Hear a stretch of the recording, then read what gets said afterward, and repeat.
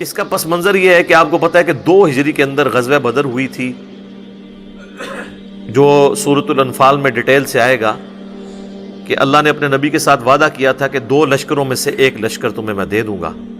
ایک ابو سفیان کا لشکر تھا جو کہ شام سے تجارت کرنے کے بعد مکے واپس آ رہا تھا، اور ظاہر ہے کہ مکے والوں نے مسلمانوں کی جدادیں وہاں پہ قبضہ کر لی تھی، اس کے بدلے میں مسلمانوں کو اجازت دی گئی کہ اب ان کا مال بھی تم لوٹ سکتے ہو بدلے کے طور پہ، قصاص۔ اس لیے مسلمان جو ہیں وہ جب ایک نہتے لشکر کو لوٹنے کے لیے گھر سے نکلے تو ظاہر ہے جس کے ہاتھ میں کوئی ڈنڈا تھا، کوئی کسی کے ہاتھ میں کوئی چھڑی تھی، وہ لے کے نکلا۔ تلواروں سے تو نکلے نہیں تھے کیونکہ وہ لشکر تو ایک تجارتی قافلہ تھا جس کے اندر تلواریں وغیرہ تو نہیں ہوتی تھی، لیکن راستے میں اللہ تعالیٰ نے فیصلہ کر دیا کہ بھئی یہ تو ہم اب تمہیں جو ہے وہ کہیں اور تمہاری ٹکر کروائیں گے اور حق کا حق ہونا ظاہر کریں گے۔ ابو سفیان کو یہ جب بات پتہ چل گئی کہ اس طرح مسلمان ہمارے لشکر کو لوٹ سکتے ہیں تو اس نے اپنا راستہ بدل لیا، اور پیرلل میں اس نے ایک قاصد بھجوا دیا مکہ شریف کے تمہارے تجارتی قافلے کو خطرہ ہے، کیونکہ ساری روزی روٹی اسی کے ساتھ جڑی ہوئی تھی ان کی۔ وہ سارے اپنا جو سامان دیتے تھے وہ بیچ کے شام میں، اور اس سے وہ پیسے یا اس کے جو بارٹر سسٹم تھا اس کے متبادل اور چیزیں لے کے آتے تھے۔ تو انہوں نے اپنے قافلے کے بچاؤ کے لیے پوری تیاری کر کے 1000 کا لشکر کیل کانٹے سے لیس، اسرے سے لیس لے آئے، اور یہاں مسلمان نہاتے تھے۔ اب مسلمانوں کے سامنے آفر تھی، قرآن نے کہا کہ تمہارا تو دل تھا کہ تم تجارتی قافلے کو لوٹتے، لیکن اللہ تعالیٰ ان 313 نہتے مسلمانوں کو ٹکروانا چاہتا تھا ان 1000 اسلحے سے لیس لوگوں کے ساتھ، تاکہ اللہ تعالیٰ اسے یوم الفرقان، حق اور باطل کی جیت کا جو فرق ہے، جو حق اور باطل کا فیصلہ کر دے کہ حق جو ہے وہ اس کی جیت ہے اور باطل کی شکست ہے۔ یہ نہیں تھا کہ وہ بالکل ہی اتنے گئے گزرے تھے کہ وہ بیچارے ایک تلوار بھی گھر سے نہیں لا سکتے تھے۔ یہ جو ہمارا پریزنٹ کیا جاتا ہے نا کہ وہ شاید کو بہت غریب تھے، وہ پیچھے ریزن یہ تھی کہ وہ جو تلواریں ان کے پاس نہیں تھی، کیونکہ وہ اس نیت سے تو گئے نہیں تھے۔ تو غیبی مدد آئی اور اللہ تعالیٰ نے فرشتوں کے ذریعے ان کے لشکر کو ملیا میٹ کیا۔ اب اس چیز کا غصہ ان کے اندر موجود تھا، کیونکہ عرب کے لوگ اتنے جنگجو اور قریش کے لوگ جنگجو، اور پھر ان کی ایک عزت، پورے عرب میں ان کا قافلہ کوئی لوٹتا نہیں تھا کہ یہ کعبے کے متولی ہیں، گدی نشین ہیں، خانقاہ نشین ہیں، اور مختلف قبائل کے بت بھی خانہ کعبے میں رکھے ہوتے تھے۔ ان کو یہ بھی ڈر ہوتا تھا کہ اگر ہم نے ان کا قافلہ لوٹا تو یہ ہمارے بت اٹھا کے، ہمارے خداؤں کو، بزرگان دین کو اٹھا کے باہر پھینک دیں گے، تو ہمارے بزرگوں کی یہ توہین کر دیں گے۔ تو وہ اس ڈر سے قافلے نہیں تھے قریش کے لوٹے جاتے، یعنی یہ شاہی خاندان تھا پورے عرب کے اندر۔ اب اس شاہی خاندان کی اس طرح مٹی پلید ہو نہتے مسلمانوں کے ہاتھوں، جو خود بھی قریش میں سے تھے، مسلمان بھی ظاہر ہے قریش میں سے تھے، مہاجرین، تو اس شکست کا بدلہ وہ لینا چاہتے تھے۔ 70 بڑے بڑے سردار ان کے قتل ہو گئے تھے، جس میں ٹاپ آف دا لسٹ ابو جہل بھی مارا گیا تھا بدر کے اندر۔ مکے کا کوئی گھر ایسا نہیں بچا تھا جس میں کوئی میت نہ ہو۔ 1 سال انہوں نے پوری تیاری کی کہ ہم نے یہ بدلہ اتارنا ہے۔ 3 ہجری میں پھر وہ بدلہ اتارنے کے لیے پوری تیاری کے ساتھ 3000 کا لشکر لے کے آئے وہ، اور اس دفعہ وہ آتے ہوئے عورتوں اور بچوں کو بھی ساتھ لے کے آئے کہ اگر ہم بھاگنے لگے تو ہمیں اس چیز کا ڈر ہوگا کہ ہمارے بچے اور ہماری عورتیں مسلمانوں کے ہاتھ لگ جائیں گی، تو ہمیں اس غیرت کی وجہ سے جان تو ہم دے دیں گے لیکن ہم پیچھے نہیں ہٹیں گے۔ اور اس دفعہ ان کے لشکر میں حضرت خالد بن ولید بھی شامل تھے، جو غزوہ بدر میں شامل نہیں ہو سکے تھے کیونکہ ابو جہل نے انہیں پیچھے مکے کے اندر سردار کے نائب کے طور پہ چھوڑا تھا، اور ابو جہل جو کہ اب مارا جا چکا تھا، اس دفعہ لشکر کی سربراہی جو ہے وہ ابو سفیان کے ذمہ آئی۔ اب یہ اللہ کا کرنا ہے کہ بعد میں حضرت ابو سفیان نے بھی، حضرت خالد بن ولید نے بھی، دونوں نے اسلام قبول کر لیا رضی اللہ عنہما وعلیہم السلام۔ تو لیکن اس وقت تک ظاہر ہے کہ اسلام دشمنی ان میں موجود تھی، بلکہ بدر کے اندر ہی صرف ابو جہل آیا، باقی جتنے جنگیں مشرکین عرب کے ساتھ مسلمانوں کی ہوئی ہیں، ایک غزوہ حنین کو چھوڑ دیں آپ، باقی سب میں لیڈر جو ہے وہ کفار کی طرف سے ابو سفیان ہی تھا، چاہے وہ احد ہو، چاہے خندق ہو، یا صلح حدیبیہ والا ایشو ہو۔ تو اب وہ بدلہ لینے کے لیے آ رہے تھے۔ اب مسلمانوں میں یہاں پہ مشورہ شروع ہو گیا. اب نبی صلی اللہ علیہ وآلہ وسلم کی ذاتی خواہش یہی تھی کہ ہمیں مدینے کے اندر رہ کے نہ مدینے کا دفاع کرنا چاہیے، جس طرح کہ بعد میں غزوہ خندق کے موقع پر کیا. چونکہ میثاق مدینہ بھی یہودیوں سے ہوا تھا تو ہمیں ایک عددی برتری بھی حاصل ہو جائے گی کہ مدینے پہ اگر مشرکین عرب نے حملہ کیا تو یہودی بھی ہمارے ساتھ مل کر ہمارا ساتھ دیں گے، کیونکہ وہ معاہدے کے اندر تو بندھے ہوئے تھے.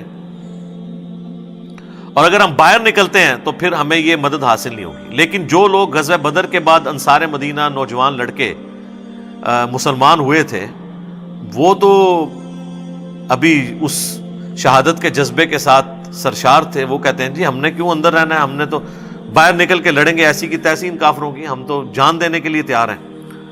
تو نبی صلی اللہ علیہ وآلہ وسلم نے کثرت رائے کی وجہ سے یہی فیصلہ کیا کہ ٹھیک ہے، اب اگر یہ اکثریت کا یہی فیصلہ ہے تو ٹھیک ہے، میں اسی کو مانتا ہوں. اسلام میں یعنی اس اعتبار سے حلال کے دائرے میں تو جمہوریت ہی دیکھی جائے گی، حلال کے دائرے میں.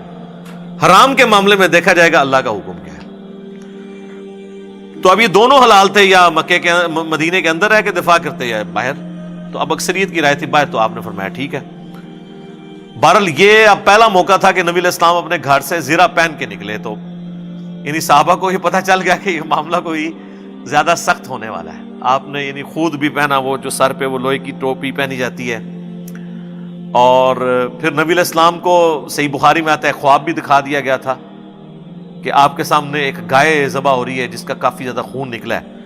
تو آپ کو یہ پتہ چل گیا تھا کہ میرے کافی سارے اصحاب اس میں شہید ہو جائیں گے. لیکن ظاہر ہے کہ اللہ کی تقدیر کو تو کوئی نہیں ٹال سکتا نا. تو نبی علیہ السلام باہر نکلے. اب آپ باہر جو ہے مورچوں میں مختلف جگہ پہ مختلف لوگوں کی ڈیوٹیاں لگا رہے تھے. تو اب یہاں سے یہ وہ اس واقعے کا آغاز سورہ آل عمران کی آیت نمبر 121 سے ہوگا کہ آپ مورچوں کے اوپر ڈیوٹی لگا رہے تھے کہ فلاں نے اس جگہ رہنا ہے، فلاں نے اس جگہ رہنا ہے، اور اس طریقے سے اس معاملے کو لے کے چلنا ہے. صحیح بخاری میں ڈیٹیل آتی ہے، قرآن میں بھی اس کا ذکر آ جائے گا آگے چل کے، کہ ایک کرٹیکل درہ تھا، پہاڑی چوٹی تھی جس کے اوپر آپ نے 50 تیر انداز جو ہے نا وہ مقرر کر دیے، جن کے سردار تھے عبداللہ بن جبیر رضی اللہ تعالیٰ عنہ. صحیح بخاری میں آتا ہے نبی علیہ السلام نے ان 50 لوگوں کو یہ وصیت کی تھی کہ تم اگر یہ دیکھو کہ چیل کوے بھی ہماری لاشوں کی بوٹیاں اٹھا کے لے کے جا رہے ہیں، تب بھی تم نے اس پہاڑی سے نیچے نہیں اترنا جب تک میں تمہیں حکم نہ دوں. اب اس سے زیادہ تو کوئی نہیں سمجھا سکتا نا کسی کو کہ جو مرضی ہو جائے تم نے یہ درہ نہیں چھوڑنا. آخری یہی ہو سکتا تھا نا کہ مسلمانوں کو شکست ہو جاتی اور مسلمانوں کی مدد کے لیے وہ درہ چھوڑتے. آپ فرمایا تم نے تب بھی نہیں چھوڑنا. لیکن وہی ہوا کہ جب جنگ میں مسلمانوں کا پلڑا بھاری ہوا تو کافر میدان جنگ چھوڑ کے بھاگ گئے اور مسلمان جو ہے وہ ان کا پیچھا کرنا شروع ہو گئے. مال غنیمت جمع ہونا شروع ہو گیا. قرآن میں بھی اس کا ذکر آئے گا، بخاری میں ڈیٹیل کے ساتھ موجود ہے. تو وہ جو 50 تیر انداز تھے نا، انہوں نے وہ پہاڑی جو چوٹی تھی، وہ آج بھی آپ غزوہ احد کے شہداء کا جو قبرستان ہے اس کے پاس وہ آج بھی درہ موجود ہے. وہ پہاڑی چوٹی جو ہے چھوٹی سی، اس پہ میں خود بھی چڑھا ہوں، آپ چڑھ سکتے ہیں، اتنی اونچی نہیں ہے. وہ انہوں نے چھوڑ دیا. اگرچہ جو ان کے لیڈر تھے عبداللہ ابن جبیر وہ چیختے رہے کہ اللہ کے نبی نے منع کیا تھا، صرف 15 بندے اس کے ساتھ رہے، باقی 35 لوگ جو ہیں مال غنیمت جمع کرنا شروع ہو گئے. اور انہوں نے یہ اجتہاد کیا کہ یہ جو حضور نے فرمایا تھا تو اس صورت میں تھا جب مسلمانوں کو شکست ہوتی، اب تو ہمیں فتح ہو گئی ہے، یعنی اپنی طرف سے اجتہاد کر لیا. حالانکہ حضور نے فرمایا تھا میرے حکم کا انتظار کرنا ہے. اس سے پتہ چلا کہ اجتہاد اگر صحابہ بھی کریں اور وہ کتاب و سنت سے ٹکرائے تو اس کی کوئی اہمیت نہیں ہے. تو بابے تو اپنے بوجھ استعمال کے رکھو، تو بزرگ بھی بوجھ استعمال کے رکھو. اچھا، اب وہی ہوا. خالد ابن ولید کی عقابی نظروں نے یہ دیکھ لیا، چونکہ وہ تھے کیولری کے سردار، یعنی ایک تو پیدل فوج ہوتی ہے نا، ایک گھوڑوں والی فوج، وہ تھے گھوڑوں والی فوج کے اوپر. اور یہاں سے یہ سارے ان کی فوج جب بھاگ کے جا رہی تھی کہ بھئی ہم تو شکست کھا گئے، انہوں نے جب دیکھا نا کہ اس نے درہ چھوڑ دیا ہے، اور ان کو یہ پتا تھا کہ اس پہاڑی کے پچھلی سائڈ کے اوپر راستہ ہے، پیچھے سے لا کے ہم ان پہ حملہ کریں تو مسلمانوں کی فوج کو ہم سینڈوچ بنا دیں گے. پیچھے اس طرف سے کیولری کا حملہ ہو جائے گا، یعنی گھوڑوں کے اوپر، ادھر سے آلریڈی ہماری فوج موجود ہے جو بھاگ رہی ہے، تو ان کو ہم جو ہے نا وہ دونوں فوجوں کے درمیان ان کو پیس دیں گے. بس وہی ہوا. خالد بن ولید نے آ کے نا اس پہاڑی کے پیچھے سے حملہ کیا. اب ظاہر ہے کہ مسلمان تو ابھی وہ تو سامان سمیٹ رہے تھے کافروں کا مال غنیمت, وہ تو ریڈی بھی نہیں تھے. پیچھے سے حملہ ہو گیا اور اس میں ایسی بھگدڑ مچی کہ صحیح بخاری میں آتا ہے کہ بعض صحابہ بھی صحابہ کے ہاتھوں قتل ہو گئے اس جس میں فرینڈلی فائرنگ کے اندر, جس میں حضرت جابر بن عبداللہ کے والد بھی شہید ہو گئے تھے. ان کو مسلمانوں نے ہی مار دیا, ایسی بھگدڑ مچی. اور اس کا ایفیکٹ ہوا کہ حضرت حمزہ بھی شہید ہو گئے جو کہ آرمی چیف تھے مسلمانوں کے. پھر ان کی لاش کا مسئلہ کیا گیا.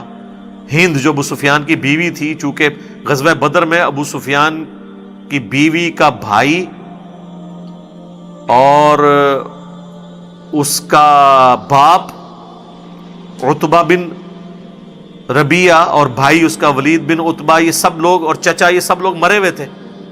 یہ سب کچھ جناب عمر سیریز کے اندر انہوں نے فلمایا ہے. آپ کو جناب وہ غزوہ احد کے موقع پہ انہوں نے پہنچا دیا ہے. اردو ڈبنگ کے ساتھ بھی ہماری ویب سائٹ ahlsunnatpak.com کے اوپر رکھی ہوئی ہے, آپ ڈاؤن لوڈ کر کے اسے ضرور دیکھیں. تو اس نے وہ کلیجہ چبایا اور مسئلہ کیا لاش کا, اور مسلمانوں کا ظاہر ایک تکلیف پہنچی. مدینے کا کوئی گھر نہیں تھا جس میں کوئی میت نہ ہو, اتنے مسلمان شہید ہو گئے. انصار مدینہ, مسلمانوں کے حوصلے پست ہو گئے کہ جی کدھر بدر کی کامیابی اور کدھر احد کے اندر اتنی شکست, کہ سب سے بڑھ کر کے اللہ کے نبی علیہ السلام کی بھی شہادت کی خبر مشہور ہو گئی. قرآن میں اس کا بھی ذکر آئے گا. حتیٰ کہ کئی صحابہ نے تلواریں پھینک دی کہ اب تو حضور ہی فوت ہو گئے, اب ہم نے کس کے لیے لڑنا ہے. تو اللہ نے فرمایا کہ بھئی نبی تو پہلے بھی گزرے ہیں, اگر نبی علیہ السلام فوت ہو جائیں یا جنگ میں قتل کر دیے جائیں تو کیا تم اپنے دین سے الٹے قدم پھر جاؤ گے؟ ایسا تو نہیں ہے.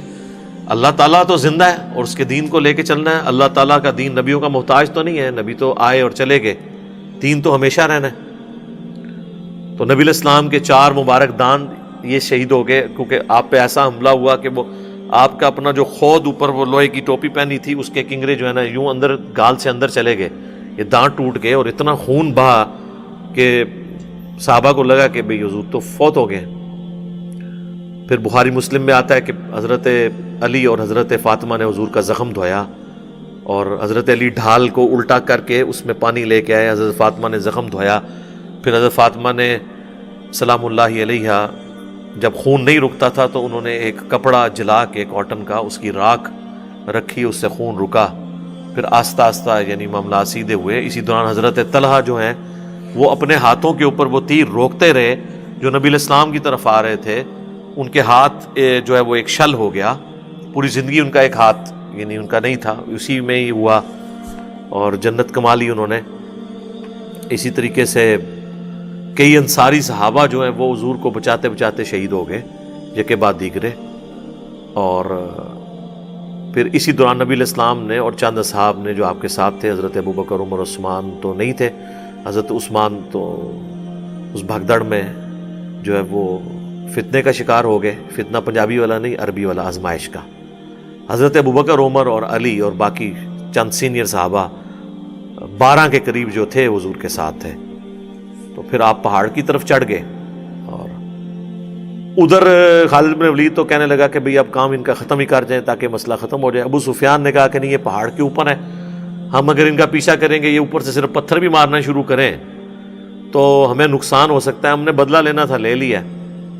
تو پھر وہ واپس چلے گئے. پھر حضور علیہ السلام نے, صحیح بخاری میں آتا ہے, بعض اصحاب کو پیچھے بھیجا کہ تم نے جا کے اب ان کا تعاقب کرنا ہے, ایسا نہ ہو یہ پھر پلٹ کے واپس آ جائیں.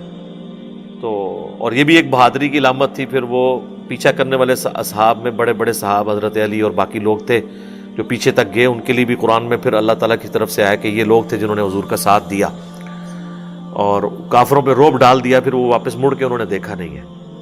اور بہرحال اس میں کئی غلطیاں ہوئی جس کا خمیازہ پھر مسلمانوں کو بھگتنا پڑا. حتیٰ کہ جو حضور علیہ السلام کے دانت شہید ہوئے اس وقت آپ علیہ السلام کی مبارک زبان سے بھی ایک بات نکلی کہ اللہ ایسی قوم کو کیسے ہدایت دے سکتا ہے جنہوں نے اپنے نبی کا چہرہ خون سے رنگ دیا. تو اللہ تعالیٰ نے سب سے پہلے جب گرفت فرمائی تو اپنے محبوب کے اوپر فرمائی, لیس لک من الامر شیء, اے نبی آپ کو کوئی اختیار نہیں ہے کسی معاملے میں, اللہ چاہے تو ان کو معاف بھی کر دے. اور وہی خالد ابن ولید جس کی وجہ سے حضور کے داں شہید ہوئے، اسی مبارک زبان سے خالد بن ولید کے لیے سیف اللہ کا لقب ملا اور وہ مسلمان بھی ہو گئے۔ تو یہ سارا میں نے ایک بلو پرنٹ آپ کے سامنے رکھ دیا ہے۔ اب آپ یہ آیات ہم جلدی جلدی کور کریں گے تو آپ کو اندازہ ہو جائے گا کہ میں نے جتنی باتیں بتائی ہیں آلموسٹ اس میں سکیٹرڈ فارم میں موجود ہیں۔ بہرحال اس میں ایک بہت بڑا اور واقعہ بھی ہوا تھا کہ عبداللہ ابن ابی جو منافق تھا وہ اپنے ساتھ لشکر لے کے الگ ہو گیا بیچ میں سے۔ مسلمان یعنی جو ان میں سے آپ سمجھ لیں کہ ان کی ایک اعتبار سے کمر ہی ٹوٹ گئی، ٹھیک ہے، کہ وہ اپنے لوگوں کو لے کے سائیڈ پہ ہو گیا۔ تو ان کا ذکر بھی اللہ تعالیٰ نے اشارتاً اس میں کیا ہے، ان منافقین کا جنہوں نے مسلمانوں کی جمعیت کو نقصان پہنچانے کی کوشش کی۔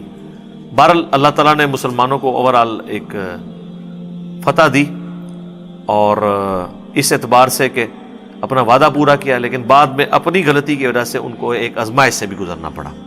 تو یہ بڑا ضروری تھا کہ اللہ تعالیٰ اس کے اوپر مسلمانوں کی دل جوئی بھی کرتا، غلطی کو ہائی لائٹ کرتا، لیکن ظاہر ہے کہ تمام دل دکھے ہوئے تھے، اور ظاہر ہے کہ جن لوگوں نے بدر کی فتح دیکھی تھی، احد کی شکست سے کئی لوگوں کے ایمان بھی متزلزل ہو گئے ہوں گے۔ تو اس اعتبار سے ضروری تھا کہ اللہ تعالیٰ ان ساری چیزوں کو ایڈریس کرتا۔